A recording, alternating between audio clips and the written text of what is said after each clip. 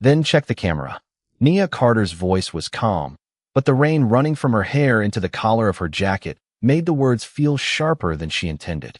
She stood beneath the narrow awning of a downtown Seattle hotel, breathing a little harder from the run toward the bus stop, her sneakers soaked through and her sleeves dark with water. Thomas Reed, the hotel security supervisor, stood several feet in front of her in a clean charcoal uniform, one hand resting near his radio. Behind the glass doors, warm lobby lights spilled across the wet sidewalk, turning every raindrop gold for half a second before it disappeared into the pavement. "What am I supposed to be checking?" Thomas asked. Nia looked up at the security camera mounted above the entrance. "The part where I gave her my umbrella." Thomas followed her gaze, then looked back at her. "You approached an older guest?" "Yes." "Why?" Nia blinked. "Because she was lost." "Did she ask you for help?" "She did not have to." Thomas's expression remained guarded. "One of our employees said you had been hanging around the entrance and approaching conference guests." Nia stared at him. "Hanging around? That is what was reported. I was here for maybe 2 minutes." "And you spoke to a guest?" "I helped a woman find this hotel." Thomas shifted slightly beneath the awning. Rain hammered the metal edge above them, loud enough that Nia had to raise her voice just a little. "Did you ask her for money?" he asked. "No." "Did you ask for a ride?" "No." "Did you ask her for anything?" Nia looked down at herself, then back at him. Water dripped from the hem of her jacket. "Does it look like I got anything out of this?" For the first time, Thomas hesitated. Nia pointed toward the revolving doors. "She walked inside carrying my umbrella. I walked away in the rain. That is the whole story." A hotel employee standing just inside the lobby glanced toward them, then quickly looked away. Nia noticed. She could also see 2 conference attendees near the elevators watching through the glass. That bothered her more than Thomas's questions. She was 19 years old, a college student who had spent the afternoon studying at the Seattle Central Library, and somehow she had become something people were observing from a safe distance. Thomas lowered his voice. "I am just trying to make sure our guests are not being bothered." Nia gave him a tired look. "Was she bothered?"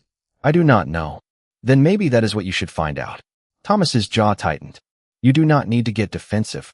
I am standing here soaking wet because somebody decided helping an older woman looked suspicious. Nobody accused you of anything." Nia looked toward the camera again. "Then this should be easy." She folded her arms against the cold. "Check the footage." Thomas glanced through the doors toward the security desk. "It may take a few minutes." "Take them." "You are willing to wait." Nia's bus was due in 7 minutes. She could already picture it pulling away without her, warm lights disappearing into the gray Seattle rain. Still, she nodded. "I would rather miss a bus than have you remember the wrong version of what happened." That answer seemed to catch Thomas off guard. He studied her for a moment, then reached for the door. "Stay here." Nia almost laughed. "Trust me, I am not going back into the rain until I have to." Thomas stepped inside. The glass doors closed between them, muting the lobby sounds. Nia remained beneath the awning, cold water gathering around her shoes. Above her, the camera pointed toward the sidewalk without judgment, without assumptions, without knowing who looked like they belonged there. 30 minutes earlier, that same camera had recorded a frightened older woman arriving under a navy umbrella that did not belong to her.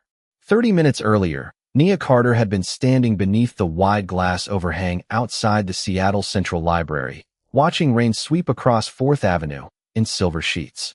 The storm had arrived faster than the forecast promised, turning sidewalks glossy and sending pedestrians hurrying beneath awnings, newspapers, and whatever else they could hold over their heads. Nia opened her small navy umbrella and checked the time on her phone. Her bus would arrive in 26 minutes. That gave her enough time to reach the stop without rushing. Maybe even enough to grab something warm from the cafe across the street. She had taken only 3 steps when she noticed the older woman near the corner. The woman stood beneath a narrow building ledge, clutching a leather handbag against her coat while staring at a dead phone screen. Her silver hair had already gone damp around the edges. She looked left, then right, then back at the phone as if one more attempt might bring it to life. Nia slowed. People passed between them without stopping. Finally, she crossed the sidewalk. "Ma'am, are you okay?" The woman looked up quickly. "I think so." Her voice said otherwise. Nia stepped closer but kept a respectful distance. "Are you trying to find somewhere?" The woman gave a nervous laugh. Apparently, I am trying to prove I can still get lost in a city I have visited 6 times. Nia smiled. Seattle makes that easy. The woman held up her phone. Battery died. I left my charger at the hotel, and the driver dropped me near the wrong entrance after lunch. Which hotel? The woman searched inside her handbag and pulled out a cream-colored card sleeve. The Cascadia Grand. Nia recognized the name. It was one of the large downtown hotels hosting a business conference that week. She checked the address printed on the sleeve. You are not too far away. Maybe 7 blocks. The woman looked toward the ring. 7 blocks feels ambitious right now. I can show you the route. Nia opened the map on her phone. Straight down 4th, then right near 5th Avenue. You will see the hotel before the next big intersection. The woman leaned closer, trying to follow the screen. 4th, then 5th. Almost. Nia noticed the confusion in her face. Actually, I can walk with you part of the way. Oh no. You do not need to do that. I am heading toward a bus stop in that direction anyway. That was only partly true. Her stop was farther south, but the detour would cost maybe 10 minutes. The woman looked relieved despite trying not to show it. I am Evelyn Grant. Nia Carter. College student? Evelyn asked as they started walking. Yes. Let me guess. You are leaving the library voluntarily, which means you are either very responsible or very behind. Nia laughed. Those are not mutually exclusive. Rain drummed steadily against the umbrella as they moved through downtown. Evelyn walked carefully, avoiding deep puddles near the curb. After 2 blocks, the wind strengthened and pushed rain beneath the umbrella from one side. Nia shifted closer to keep Evelyn covered. You are getting soaked, Evelyn said. Only one shoulder. That still counts. Seattle tuition should come with waterproofing. Evelyn smiled, but her steps had become slower. At the next corner, she stopped to catch her breath. Nia noticed immediately. Do you want to rest? Just for a second. Evelyn placed one hand against the brick wall beside them. My daughter told me not to wander off alone. You can tell her you conducted independent field research. She would not appreciate the distinction. They continued once Evelyn felt steady again. The hotel entrance came into view across the next intersection, bright beneath a long covered driveway. Nia checked the time. Her bus was now 12 minutes away. Then another gust of rain crossed the street, and Evelyn pulled her coat tighter. Nia looked at the hotel, then at the umbrella above them. She already knew what she was going to do. Evelyn noticed her expression. What? Nia held the umbrella handle toward her. Take this. Evelyn stared at it. Absolutely not. You are almost there. And you are going where? Nia pointed down the street. Bus stop. Evelyn looked at the rain, then back at her. Without an umbrella? Nia pulled up the thin hood on her jacket. It barely reached past her hairline. Evelyn raised an eyebrow. Nia, that is barely a hood. Nia smiled. You noticed. Evelyn looked at the umbrella handle, then at Nia, as if the offer itself had become another problem she needed to solve. You cannot give me your only umbrella. Nia kept her hand extended. I can if I am already wet. That is not how umbrellas work. It is how this one works today. Evelyn shook her head, but there was warmth in her expression now. The rain hit the edge of the awning beside them in hard, steady lines, and traffic hissed across the intersection. The hotel entrance was less than a block away, glowing beneath brass fixtures and a wide covered driveway. Nia checked the arrival time for her bus. 9 minutes. Take it, she said. You are almost there, but almost is still outside. Evelyn finally accepted the handle. Then let me at least walk you to your stop. Nia laughed. That would defeat the entire point. You are very difficult. I have been told. Evelyn held the umbrella above both of them for another few steps, but Nia gently guided it back toward her. Keep it centered over you. Nia. Ms. Grant. Evelyn gave her a look. Now you are being disrespectful. Nia smiled. Only enough to get you inside. They reached the corner nearest the hotel. A doorman stood beneath the covered entrance, helping guests from cars. Through the tall glass windows, Nia could see people in business clothes moving through a bright lobby. Evelyn slowed. My daughter is somewhere in there wondering where I disappeared to. Then she is about to stop worrying. Evelyn studied Nia for a second. You have no idea who my daughter is, do you? Should I? Probably not. Then I think we are fine. Evelyn smiled and reached into her handbag. At least let me give you cab fare. Nia immediately shook her head. No. You are about to run through a storm because of me. I am about to run through a storm because Seattle has a personal issue with umbrellas. Evelyn pulled out a folded $20 bill. Nia stepped back. Seriously, I am good. You are a college student. You are never good financially. Nia laughed despite herself. That is painfully accurate, but still no.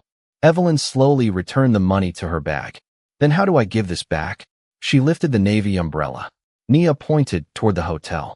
Leave your name with the front desk. If I ever become emotionally attached to it, I will find you. That sounds unlikely. Very. A bus passed at the far end of the block, spraying water from its tires. Nia checked the time again. 6 minutes. I should go. Evelyn's expression turned serious. Thank you. Nia nodded. Get inside before I regret being nice. Too late. Evelyn stepped beneath the hotel driveway with the umbrella. Overhead, Nia waited until she saw the doorman notice her. Then she turned and ran toward the bus stop. Within seconds, the thin hood on her jacket collapsed under the rain. Water soaked through her shoulders, jeans, and sneakers. She laughed once under her breath because there was nothing else to do. Behind the hotel glass, Melissa Harper, a guest services employee, looked up from the lobby desk just as Evelyn entered carrying the navy umbrella. Melissa watched the older woman speak briefly with the doorman, then glanced back toward the sidewalk. Through the rain-streaked glass, Nia was still visible near the entrance, catching her breath before turning toward the next block. Melissa narrowed her eyes. A conference guest standing nearby asked, "Everything all right?" Melissa kept watching Nia. Probably. Melissa hesitated. That girl has been around the entrance for a while. The guest looked outside. Do you know her? No. Did she do something? Melissa paused. I am not sure. Then she reached for the desk phone. But I am going to have security check. Melissa kept the desk phone close to her ear while watching Nia through the rain-streaked glass. Thomas, can you come to the front entrance? She asked. There is a young woman outside who has been hanging around guests. On the other end, Thomas Reed paused. Did she bother anyone? Melissa glanced toward Evelyn, who was speaking with the doorman several yards away. I am not sure. Did anyone complain? Not exactly. Thomas's tone changed. Then what happened? Melissa lowered her voice. She was with one of the older conference guests. Now the guest has her umbrella, and the girl is still near the entrance. Thomas was silent for a beat. That does not tell me much. It just looked unusual. Thomas looked up from the security desk inside the lobby. Through the monitor wall, he could see the main entrance, the elevators, and the covered driveway. One camera angle showed Nia near the edge of the awning, soaked from the shoulders down. Another showed Evelyn entering with the navy umbrella. Thomas could have rewound the footage then. Instead, he stood. I will speak with her. Melissa sat down the phone. Thank you. Near the concierge desk, a conference attendee glanced toward Nia and then toward Melissa. Everything okay? Melissa gave a small nod. Security is checking. Outside, Nia had started toward the corner again. Her bus was 5 minutes away now. She pulled her hood tighter and stepped into the rain. Miss? The voice came from behind her. Nia stopped and turned. Thomas approached from the hotel entrance, wearing a clean charcoal security uniform and a serious expression. Can you stop for a second? Nia looked toward the bus stop, then back at him. What is this about? Thomas stopped several feet away. Were you speaking with an older guest near the entrance? Yes. Why? She was lost. Did she ask you for money? Nia stared at him. No. Did you ask her for money? No. A ride? No. Anything else? Nia's face tightened. Rain ran from her hair onto her cheeks. I gave her my umbrella. Thomas looked toward the hotel doors. Why? Nia let out a short breath. Because she was standing in a storm with a dead phone. Do you know her? I know her name is Evelyn Grant. Thomas's eyebrows lifted slightly. How do you know that? She told me while I was helping her find this hotel. Thomas glanced toward the lobby, where Melissa stood behind the glass. Nia noticed the look. Was she the one who called you? Thomas did not answer directly. An employee was concerned you had been approaching guests. Nia looked at him in disbelief. Concerned about what? That you might be asking for money. Did anybody say I asked them for money? Thomas hesitated. Not that I know of. Then why are we having this conversation? He folded his hands in front of him. I am trying to understand what happened. Nia pointed toward the entrance. You have cameras. Yes. Then use them. Thomas looked at her. It may take a few minutes. Take a few minutes. Your bus might leave. Nia glanced toward the corner. The arrival display showed 4 minutes. I know. Thomas seemed surprised. You are willing to miss it. Nia looked back at the hotel, then at the people watching from inside. I am willing to wait long enough for the truth to get here. Before somebody else's version does. Thomas's expression shifted, but only slightly. He turned toward the revolving doors. Stay under the awning. Nia gave him a tired look. That was already the plan. Thomas walked back inside. Melissa met him near the security desk. What did she say? That she helped the guest. Do you believe her? Thomas looked toward the monitor wall. I do not know yet. Melissa crossed her arms. She looked suspicious. Thomas sat at the console and placed his hand on the mouse. That is not evidence. Melissa said nothing. On the screen, the timestamp from 30 minutes earlier waited beneath the camera feed. Thomas clicked rewind. Thomas dragged the timeline back 30 minutes and pressed play. The first camera showed the hotel entrance before Nia appeared. Evelyn Grant stood beneath the edge of the awning, turning in a slow circle as if trying to recognize the street. A few seconds later, Nia entered the frame beside her, holding the navy umbrella over both of them. Thomas leaned closer. Melissa stood behind his chair, arms folded. On screen, Nia pointed toward the hotel entrance, then toward the intersection. Evelyn said something that made Nia smile. They walked together for several yards before stopping near the curb. Keep going, Thomas said quietly. The next camera angle showed Evelyn trying to hand something to Nia. Money, most likely. Nia stepped back and shook her head. Melissa's arms slowly lowered. Then Nia held out the umbrella. Evelyn refused at first. Nia offered it again. Finally, Evelyn accepted. The footage showed Nia pull up the thin hood of her jacket and gesture toward the hotel. Evelyn entered beneath the umbrella while Nia turned toward the bus stop alone. Thomas watched the screen for another few seconds. There was no request for money. No lingering around guests. No suspicious exchange. Just a young woman getting wetter because she had chosen to keep someone else dry. Melissa spoke first. I did not see the beginning. Thomas kept his eyes on the monitor. You did not see enough to know what happened. I was trying to be careful. Careful would have been checking before calling her suspicious. Melissa looked toward the lobby doors. Through the rain-streaked glass, Nia was still beneath the awning, shoulders hunched slightly against the cold. The bus arrival display at the corner changed from 3 minutes to 2. Thomas stood. I will talk to her. Melissa followed him halfway across the lobby. Should I come? Thomas stopped. Yes. Outside, the rain had softened only slightly. Nia looked up as they approached. Well, she asked. Thomas did not make her wait. You were telling the truth. Nia held his gaze. I know. The answer was not angry. That made it harder to hear. Thomas nodded. The footage shows you helping Ms. Grant, refusing money, giving her your umbrella, and leaving. Melissa stepped forward. I owe you an apology. Nia looked at her. Melissa continued. I saw part of what happened and made an assumption. I should have checked first. Water dripped from the edge of the awning between them. Nia shifted the strap of her backpack higher on her shoulder. Why did it look suspicious? Melissa hesitated. I thought you were hanging around guests. Because I was standing near an older woman? Because I did not recognize you. Nia's expression changed. You do not recognize most people who walk into this hotel. Melissa looked down. That is fair. Thomas said, I am sorry too. I should have reviewed the footage before stopping you. Nia glanced toward the bus stop. The bus was pulling into view at the far end of the block. I appreciate the apology. Thomas followed her eyes. You are going to miss it. Nia stepped backward from the awning. Maybe not. Wait. Thomas reached into his pocket, then stopped himself before offering anything. Do you need us to call you a ride? Nia shook her head. No, thank you. Melissa said, at least let us dry your jacket. Nia almost smiled. I think Seattle already committed to this outfit. The bus turned the corner. Nia looked at both of them. Next time, find out what happened before deciding who someone is. Thomas nodded. You are right. Nia ran toward the stop. The driver waited as she reached the doors, and she climbed aboard with rainwater darkening the floor beneath her sneakers. She found a seat by the window and watched the hotel slide away behind sheets of water. Her phone buzzed with a message from Jordan asking whether she was bringing dinner. Nia typed back, long story. Save me something warm.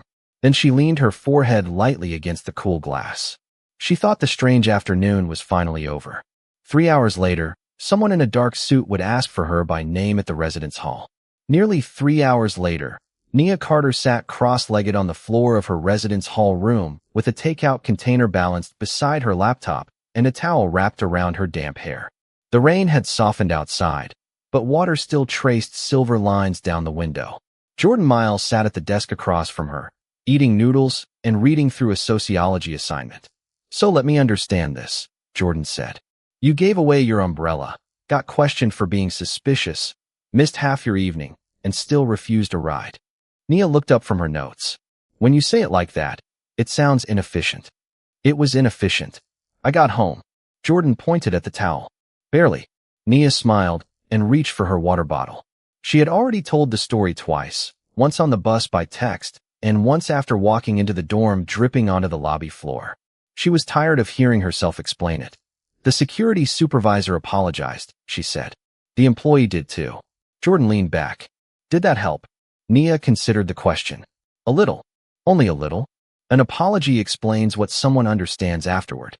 It does not change what they assumed before." Jordan nodded slowly. "Fair." Nia turned back toward her laptop. "I have a paper due tomorrow. And I have a theory that homework should be illegal after moral exhaustion." Before Nia could answer, the residence hall intercom buzzed on the wall. Jordan looked toward it. "That better not be delivery. We already have food." Nia pressed the button. "Hello." The front desk attendant answered. "Nia Carter?" "Yes." "There are 2 security representatives downstairs asking for you." Nia went still. Jordan lowered the fork in his hand. "Security?" Nia pressed the button again. "Did they say from where?" "Private security. They are waiting in the lobby with a woman named Claire Grant." Nia's eyes narrowed. "Grant?" Jordan stood. "Do you know her?" "No." Then Nia remembered Evelyn. "Maybe." Jordan grabbed his hoodie. "I am coming downstairs." "You do not have to." "Correct. I am still coming." They took the elevator down together. The lobby was warm and quiet, lit by recessed ceiling lights and the blue glow of a vending machine near the mailboxes. 2 private security employees in dark suits stood near the front desk, professional and calm, their hands visible and relaxed. Beside them was a white woman in her early 40s wearing a tailored charcoal coat over business clothes. Her dark hair was pulled neatly behind her shoulders, and she held Nia's navy umbrella in one hand. Nia stopped walking. The woman noticed her immediately. "Nia Carter?" "Yes." The woman stepped forward but kept a respectful distance. "I am Claire Grant." She lifted the umbrella slightly. "My mother is Evelyn." Nia's expression changed. "Is she okay?" Claire smiled. "She is completely fine. She is also embarrassed that her phone died and annoyed that I made her promise not to wander around downtown alone tomorrow." Nia let out a breath she had not realized she was holding. "Good." Claire looked at the umbrella. "She told me you gave her this. She needed it." "She told me that too." Jordan stood a few feet behind Nia, listening carefully. Nia glanced toward the 2 security employees. "Why are they here?" Claire followed her gaze. "They work for my company. I asked them to accompany me because I did not want to arrive at a residence hall late at night without identifying myself properly." Nia nodded, but her shoulders remained guarded. Claire noticed. "I also know what happened at the hotel after you helped my mother." Nia's face lost some of its warmth. "How?" "My mother told me she saw a security supervisor speaking with you through the lobby glass. She thought something was wrong." Claire paused. "So I called the hotel." Nia said nothing. "They sent me the relevant camera footage." Jordan looked at Nia. Claire continued. "I watched you walk my mother toward the entrance.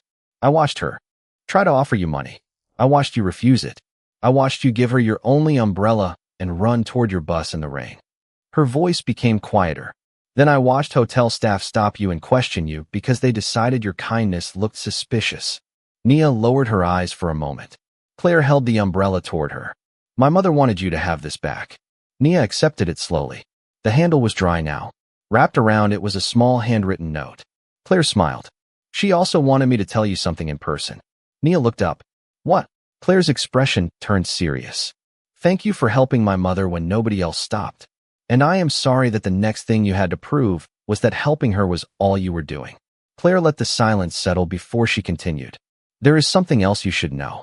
Nia held the returned umbrella against her side, the handwritten note still wrapped around the handle.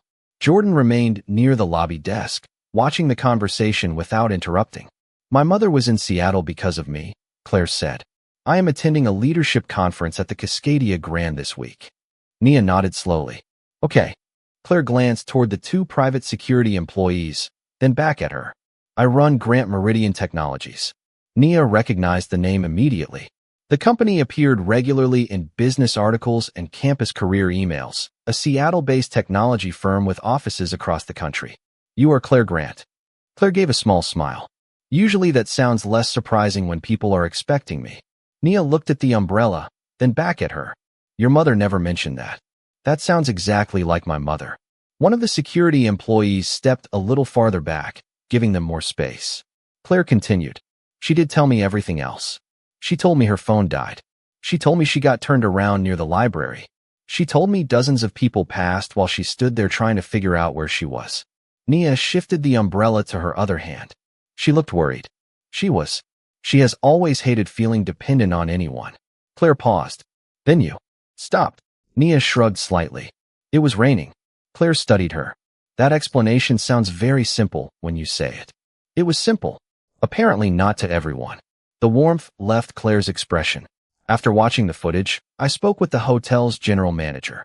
I asked why an employee described you as suspicious when the same cameras showed you helping my mother. Nia's shoulders tightened again. What did they say? That they were concerned about guest solicitation. I did not solicit anyone. I know. Claire's voice stayed calm. That is the point. She reached into her leather portfolio and removed a printed page. The hotel has agreed to review the incident formally. Tomorrow, the general manager is meeting with Thomas Reed, Melissa Harper, and the guest services director. Nia looked at the paper but did not take it. Are they going to get fired? That is not my decision. Do you want them to? Claire considered the question. I want them to understand why what happened matters. Punishment without understanding does not guarantee anything changes. Nia nodded. That answer surprised her more than anger would have. Claire continued. I also asked the hotel to review how staff are trained to identify actual solicitation or safety concerns without turning race, clothing, or whether someone appears to belong in a wealthy space into evidence. Jordan finally spoke. They agreed to that. Claire glanced toward him. They agreed to discuss it. Tomorrow I intend to make sure discussing it becomes doing something. Nia looked down at Evelyn's note. She carefully untied it from the umbrella handle and unfolded it. The handwriting was slightly uneven but clear. For the next rainy day. Thank you for seeing someone who needed help. Nia read it twice. Claire noticed. She spent 20 minutes deciding what to write. Nia smiled. That sounds like her.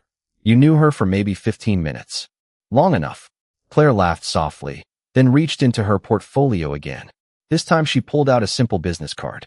My company runs a paid summer internship program for college students. Public policy, community partnerships, operations, technology, ethics, several tracks. Nia looked at the card but did not reach for it. Are you offering me an internship? Claire shook her head immediately. No. Nia's eyebrows lifted. Claire smiled. I am inviting you to apply. Same process as everybody else. Same application. Same deadlines. Same interviews. Nia finally accepted the card. Good. Claire looked amused. Most students sound more excited. I am excited. I just do not want kindness turned into a shortcut. Claire's expression changed from amusement to respect. Neither do I. Nia slipped the card beside Evelyn's note.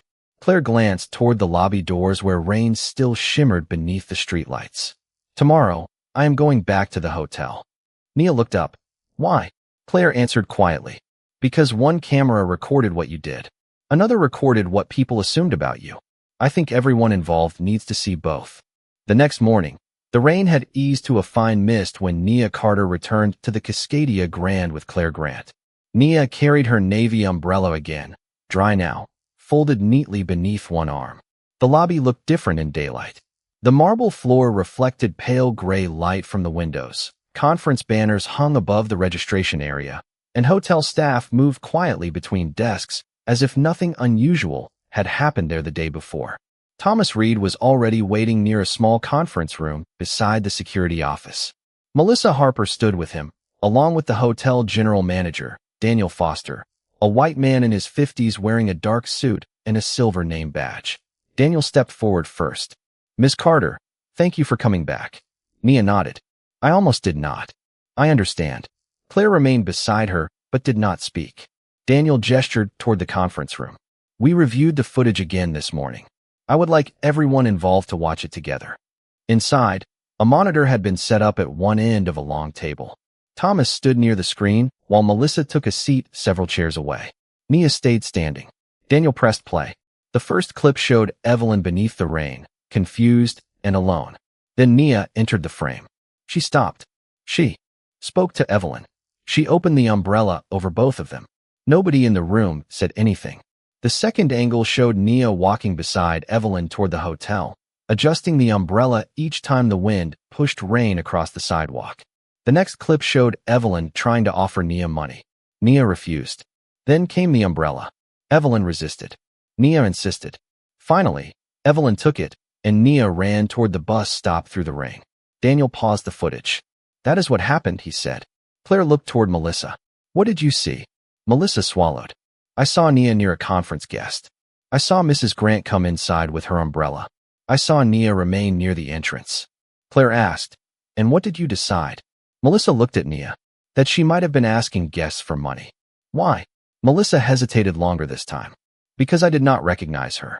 Because she was not dressed for the conference.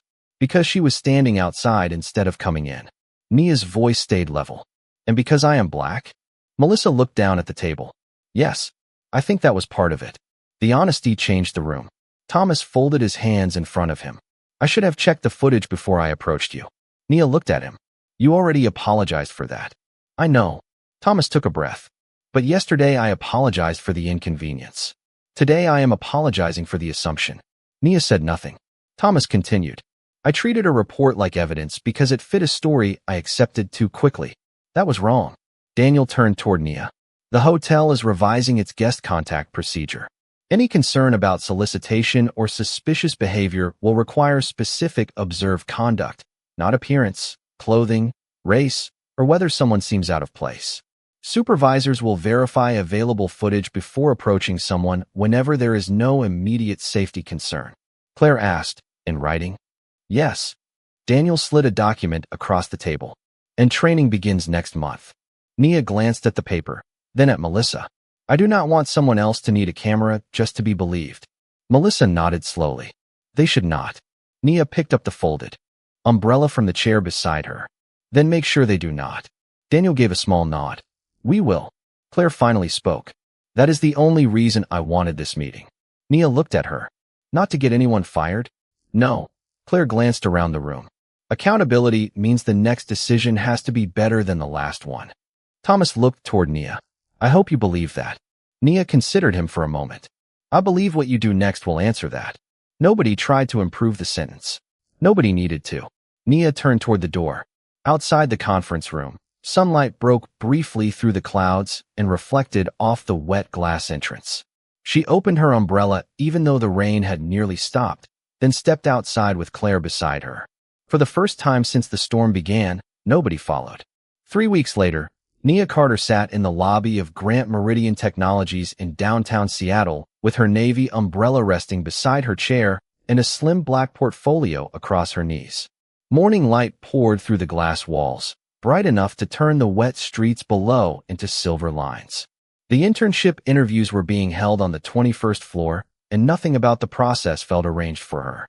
6 other college students sat nearby in clean business clothes, each holding the same application packet, each waiting for a name to be called. Nia liked that. She had submitted her resume, transcript, writing sample, and references through the same portal everyone else used. Claire Grant had not written a recommendation. Nia had made sure of it. Jordan had teased her for that. You are the only person I know who would personally reject a shortcut. Nia had answered. Then it was not mine to take. Now she wore a clean navy blazer, a cream blouse, tailored black pants, and simple flats. Her hands were steady, but she could feel the nervous energy in her shoulders. The umbrella beside her still had Evelyn's note tucked into the inside strap. For the next rainy day, Nia had read it enough times that she no longer needed to unfold it. A coordinator opened the conference room door. Nia Carter? She stood. Yes. They are ready for you. Inside, 3 interviewers sat behind a long table. Claire was not among them. Nia noticed immediately. One interviewer introduced herself as Renee Wallace, Director of Community Partnerships. Another worked in technology ethics. The third managed university programs. They asked about Nia's coursework, her campus volunteer work, and why she wanted the internship. Nia answered without rushing. I am interested in how institutions make decisions about people they do not know. Renee leaned forward slightly. Why that area? Nia thought about the hotel, the rain, and the camera.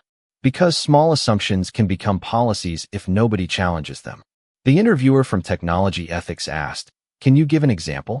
Nia could have told them everything. Instead, she chose the part that mattered. Recently, I learned that evidence and interpretation are not the same thing. Two people can see the same situation and build very different stories from it. Renee nodded. How do you respond when someone builds the wrong story about you? Nia paused. First, I try not to become the story they expect. Meaning, I stay clear. I ask for facts. Then I decide whether the situation needs an argument, a correction, or simply time. The third interviewer smiled slightly. That sounds practiced. Nia smiled back. It became practiced. 28 minutes later, she stepped into the hallway with no idea whether she had done enough. Oddly, that felt good. The result belonged to the process now, not to the storm, the hotel, or anyone's guilt. Near the elevators, Claire stood speaking with an assistant. When she saw Nia, she ended the conversation and walked over. How did it go? Nia adjusted the portfolio beneath her arm. I did not embarrass myself. An excellent professional benchmark. Nia laughed. You were not on the panel. You told me not to be. Good. Claire glanced toward the umbrella. You brought it. Seattle. Fair point. The elevator doors opened. Before Nia stepped inside, Claire said, whatever happens, my mother wanted me to remind you that she still owes you coffee. Nia smiled. Tell her coffee is acceptable. Cash is still suspicious. Claire laughed. The doors began to close. Nia looked down at the umbrella, then at the visitor badge clipped to her blazer. 3 weeks earlier, she had given away the only thing keeping her dry because someone else needed it more. That choice had not made her special, powerful, or protected from being judged. It had simply revealed who she was before anyone else had a chance to define her. The elevator descended toward the lobby. When the doors opened, Nia stepped out into a bright Seattle afternoon. A light rain had started again. She opened the navy umbrella, lifted it over her head, and walked forward.